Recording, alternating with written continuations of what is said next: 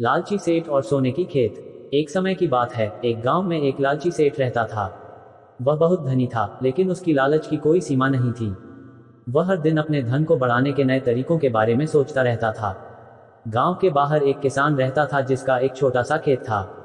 वह बहुत परिश्रमी और ईमानदार था। एक दिन किसान को अपने खेत में कुछ चमकती हुई चीज दिखाई दी। उसने पास जाकर देखा तो उसकी आंखें चौंधिया गईं। वह चीज सोने की थी। खेत में और खुदाई करने पर उसे और सोने के सिक्के और गहने मिले। ये देखकर किसान बहुत खुश हुआ, लेकिन उसने इस बात को किसी से नहीं बताया।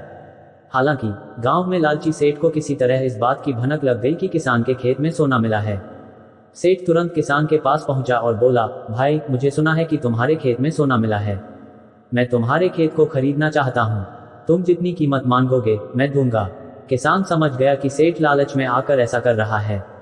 किसान ने मुस्कुराते हुए कहा, सेठ जी, मेरे खेत की कीमत तो मैं नहीं जानता, लेकिन अगर आप सच में इसे खरीदना चाहते हैं तो आपको इस खेत के बराबर वजन का सोना देना होगा। सेठ ने सोचा कि यह एक अच्छा सौदा है और वह तुरंत तैयार हो गया। उसने खेत का वजन मापने के लिए मजदूर बुलाए और खेत के वजन के बराबर सोना देने का वादा किया। पर जब खेत का वजन हुआ तो सेठ को आश्चर्य हुआ कि खेत बहुत भारी था और उसे उतना सोना देना बहुत मुश्किल था। उसने जितना सोना इकट्ठा किया था वह खेत के वजन के सामने कुछ भी नहीं था। अब सेठ समझ गया कि उसकी लालच ने उसे मूर्ख बना दिया है। अंत में सेठ को किसान से माफी मांगनी पड़ी और वह बिना कुछ पाए वापस चला गया। कहानी से शिक्षा: लालच हमेशा बुरा परिणाम लाता है।